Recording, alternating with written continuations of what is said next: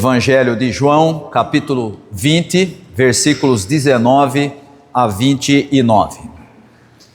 Ao cair da tarde daquele primeiro dia da semana, estando os discípulos reunidos a portas fechadas, por medo dos judeus, Jesus entrou, pôs-se no meio deles e disse: "Paz seja com vocês." Tendo dito isso, mostrou-lhes as mãos e o lado. Os discípulos alegraram-se quando viram o Senhor. Novamente Jesus disse: "Paz seja com vocês. Como o Pai me enviou, assim eu os envio." Depois de dizer isso, soprou sobre eles e disse: "Recebam o Espírito Santo. Se perdoarem os pecados de alguém, estarão perdoados. Se não os perdoarem, não estarão perdoados." Tomé, chamado Dídimo, um dos 12, não estava com os discípulos quando Jesus apareceu. Os outros discípulos lhe disseram: "Vimos o Senhor." Ele, porém, lhes disse: "Se eu não vir as marcas dos pregos nas suas mãos, não colocar o dedo onde estavam os pregos e não puser a mão no seu lado, não crerei." Uma semana depois, os seus discípulos estavam outra vez ali e Tomé estava com eles. Apesar de estarem fechadas as portas, Jesus entrou, pôs-se no meio deles e disse: "Paz seja com vocês." Jesus disse a Tomé: "Coloque o seu dedo aqui, veja as minhas mãos. Estenda a sua mão e coloque-a no meu lado. Pare de duvidar e creia." Tomé lhe disse: "Senhor meu e Deus meu." Então Jesus lhe disse: "Porque me viu, você creu? Bem-aventurados os que não viram e creram." Há uma semana atrás nós estávamos aqui reunidos para celebrar a ressurreição de Jesus, um dos pontos mais altos do calendário litúrgico. Na verdade nós temos dois, um na celebração do nascimento de Jesus e o outro na sua vitória sobre a morte. Mas diferente do que a gente possa pensar, as coisas não terminam na ressurreição de Jesus. Jesus, depois de ressuscitar, envia os seus seguidores para que eles continuem aquilo que ele começou, que foi o anúncio do reino de Deus. E o texto que nós acabamos de ler começa dizendo isso: ao cair da tarde, as portas estavam trancadas e os discípulos estavam reunidos todos ali por medo dos judeus. O Evangelho de João, de onde sai esse texto que nós lemos, reflete a igreja como um tipo de antissociedade, ou um grupo que era entendido como desviante do judaísmo do primeiro século. Ou seja, o próprio Evangelho coloca a igreja, aqueles que eram seguidores de Jesus, como um grupo que já não compartilhava dos mesmos valores da religião judaica. E o texto diz que eles estavam reunidos por medo dos judeus. E essa afirmação é interessante porque nós não podemos hoje, no século 21, lermos isso como se fosse um tipo de antissemitismo ou um tipo de antijudaísmo moderno. O termo que é usado aqui se refere principalmente à elite da Judéia. Ou seja, os discípulos estavam reunidos com medo daqueles que tinham autoridade, assim como tiveram para matar a Jesus, para crucificar a Jesus, que também os perseguisse e acabasse com aquele movimento. Aqueles que eram os guardiões das normas sociais e principalmente da religião, tinham esse poder, e os discípulos agora se sentem como que se estivessem encurralados, sentindo vergonha pública por causa da execução do seu líder. Eles tinham perdido a sua honra, aquele que era o grande líder tinha sido morto, e eles ainda não tinham visto Jesus ressuscitado, e as portas estavam trancadas. E aqui nós percebemos que essa atitude mostra um tipo de isolamento desses discípulos da igreja que está nascendo em relação aos que eram de fora e que eles entendiam como sendo hostis. O grupo daqueles que seguiam a Jesus está tentando preservar a sua existência social. A porta trancada é o medo que paralisa a vida. A comunidade daqueles que seguiam a Jesus se sentia morta mesmo antes de morrer, presa ao seu próprio luto e ao terror de ser perseguido como seu mestre foi. E aí então Jesus entra não apenas no espaço físico onde eles estavam, mas ele invade também esse espaço de medo humano. E Jesus entra onde eles estavam e faz a saudação que era a mais conhecida por todos os judeus. Ele diz: Shalom, paz seja com vocês. E dizendo isso, o texto diz que ele mostrou as suas mãos e mostrou o seu lado. Shalom não é apenas um sentimento interior de calma, não é a paz interior, aquilo que a pessoa se sente bem, como se fosse alguém que está bem consigo mesmo, mas o Shalom sempre teve na tradição judaica e também na cristã o significado de uma restauração da própria integridade social e de bem-estar. O que Jesus está fazendo é mudar o ânimo do grupo. Eles estavam com medo e com vergonha, e quando Jesus entra e diz: paz esteja com vocês, ele restaura a honra do grupo. E aí então nós vemos Jesus falando sobre as suas chagas, e na cultura da época, as chagas, as marcas da crucificação, eram o símbolo maior de vergonha. Ele tinha sido condenado, ele tinha sido preso, ele tinha sido morto, e as suas chagas demonstravam que ele tinha sido rejeitado pela sociedade. E Jesus reverte isso.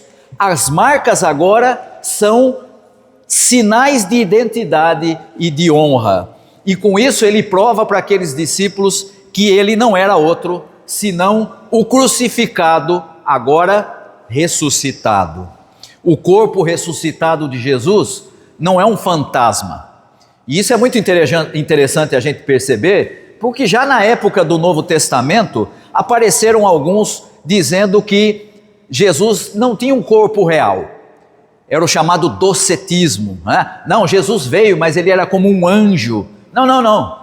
O fato dele mostrar as suas mãos e ele mostrar o seu lado é para dizer: vocês estão vendo aquele mesmo com quem vocês conviveram, que comia e bebia com vocês, que sofria e chorava e agora está restaurado totalmente por Deus. O corpo ressuscitado não é um fantasma, mas é um corpo transformado a ponto de passar por portas fechadas. E ele então vai orientar os seus discípulos. Ele não só ressuscitou, ele incumbe os seus discípulos de continuarem a sua missão. E ele diz: recebam o Espírito Santo, assim como o Pai me enviou, eu também vos envio. E aí a expressão de Jesus é: se vocês perdoarem os pecados, eles serão perdoados. Se vocês não perdoarem, eles não serão perdoados. Jesus se apresenta aqui como aquele que dava acesso ao patrono supremo, que é Deus. Aqui, o que nós temos na expressão de Jesus é um ato de recriação.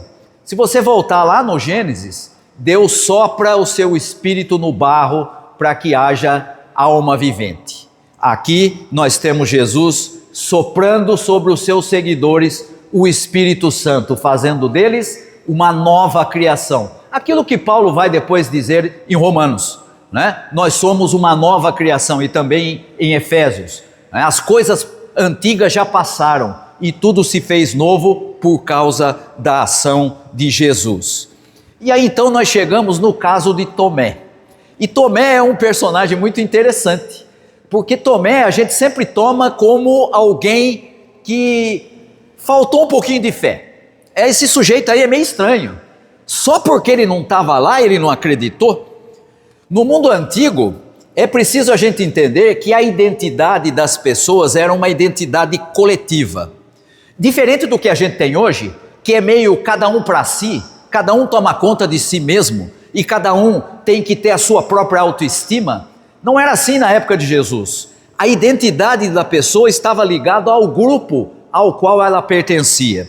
E portanto, o que você tem nesse texto é Tomé, pelo fato de não estar junto com o grupo na primeira vez, ele é entendido como alguém meio desviante, alguém que está quebrando a solidariedade do grupo. O que ele está fazendo é dizer, não é que eu não acredito em Jesus, eu não acredito no que vocês estão dizendo. Vocês estão dizendo que viram o Senhor, mas eu não estava presente. Se ele tivesse aparecido para mim, eu acreditaria nele. Em vocês eu não acredito muito não.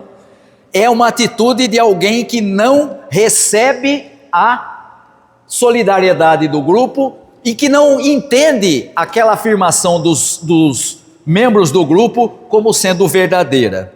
E aí então, o texto continua e eles reunidos numa segunda vez, Jesus aparece de novo, também o saúda e agora antes de qualquer coisa, ele se dirige justamente a Tomé e diz, Tomé, vem cá, bota a mão aí nas minhas chagas, coloca a mão aqui no meu lado para você ver que eu sou aquele que foi crucificado, agora ressuscitado, mas o mesmo.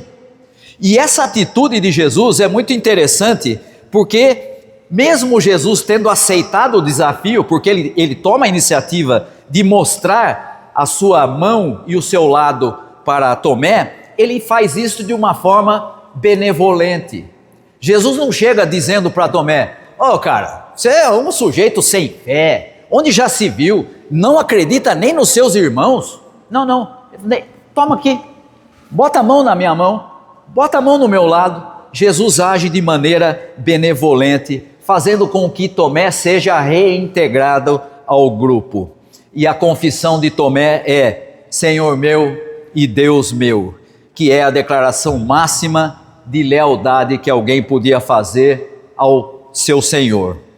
E essa atitude de Tomé, ela é muito significativa para nós, como igreja, porque ele é aquele que representa a transição entre a era apostólica, em que as pessoas viram a Jesus, e todos os que vieram depois, inclusive nós, que não vimos a Jesus, mas que cremos sem ver. Tomé não é o incrédulo, mas alguém que expressa que a fé cristã não pode ser etérea, ela passa pela carne, ela passa pela vida.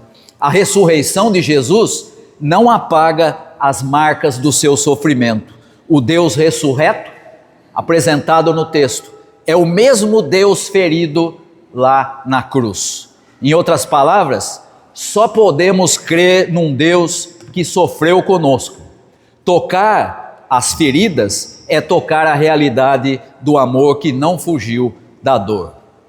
Aprendemos com Tomé que conhecer a Jesus passa pelo nosso sentido, pelo nosso sentimento, mais do que apenas pela visão.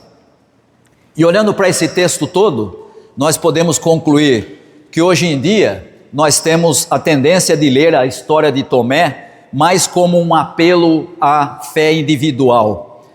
É muito comum a gente ver, não seja como Tomé, aceite Jesus em seu coração sem ver. Precisamos, na verdade, aprender com esse texto e recuperar a dimensão coletiva e pública da fé.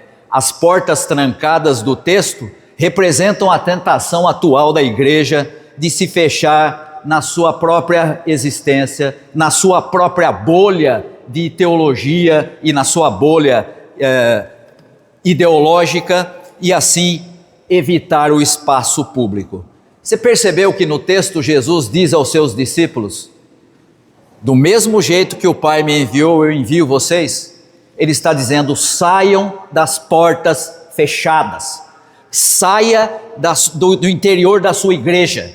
Você precisa ser sal e luz fora da igreja. Na igreja é a coisa mais fácil que tem.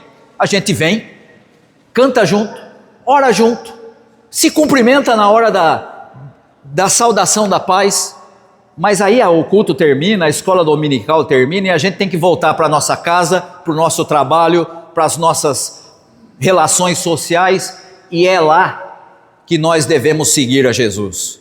Precisamos perceber que muitas vezes, como igreja, nós gostamos das portas fechadas, como esses discípulos também gostavam. O texto nos chama a sair das portas trancadas dos templos para o espaço público, não como um partido político, mas como testemunhas de uma outra ordem social possível, agora baseada no ensino de Jesus. Mas também Jesus mostra as suas feridas como um sinal de identidade. Num Brasil como o nosso, marcado por um discurso muito comum hoje em dia no meio evangélico, de que todo o que crê vive em vitória, em prosperidade, em uma vida maravilhosa e tudo mais, nós precisamos aprender com esse texto, percebendo que a vitória em Cristo, que muitas vezes nega o sofrimento e a humilhação, são combatidos por esse texto de João. O Senhor ressurreto é o mesmo crucificado, não é outro. Para os milhões de protestantes brasileiros que vivem, e não são poucos, em vulnerabilidade social, em desemprego, em doença, esse texto é um consolo. Deus se identifica com as marcas da violência no corpo. A igreja é chamada a mostrar as suas feridas como credenciais de autoridade e de autenticidade, não apenas a ostentar prosperidade.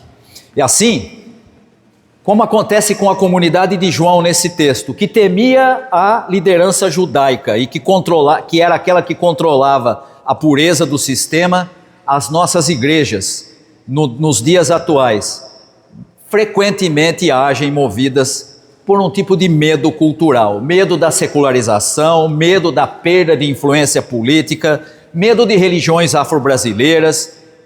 O que nós precisamos aprender nesse texto é que não podemos transformar esse medo em intolerância religiosa. A vinda de Jesus naquele cenário não foi para armar os discípulos contra os judeus, mas para desarmar o medo que os paralisava e os enviar em missão de paz. E finalmente, em uma sociedade como a nossa, cada vez mais líquida, cada vez mais narcisista, voltada para o indivíduo, cada um para si. Deus é meu, Deus cuida de mim, do irmão não é problema meu. Numa sociedade como essa, onde o sujeito é bombardeado o tempo todo para que ele seja um tipo de empreendedor de si mesmo, a leitura desse texto é uma correção de rumo. Bem-aventurados os que não viram e creram. Não é um elogio à irracionalidade, é o reconhecimento de que a fé cristã, em sua essência, é comunitária. Ou seja, nós cremos através da comunidade. A igreja atual precisa redescobrir que o crer é uma experiência de pertencimento que antecede e molda a experiência do acreditar. Em outras palavras, nós somos porque somos parte da família de Deus. É ali que nós aprendemos a crer, mesmo sem termos visto, como Tomé também não tinha visto. Lembre-se que a fé de Tomé só foi possível porque ele voltou à comunidade na semana seguinte. Isso serve de exemplo para nós. A igreja não é o lugar de pessoas especiais, mas de pessoas que foram alcançadas pela mensagem do Evangelho e que agora, como comunidade, creem e aprendem. Essa é a igreja. Os nossos padrões são aqueles ensinados por Jesus. Que nós possamos compreender isso e possamos ser uma igreja enviada por Jesus para fora das suas portas, para sermos lá aquilo que Jesus espera que sejamos. Que Deus nos abençoe. Amém.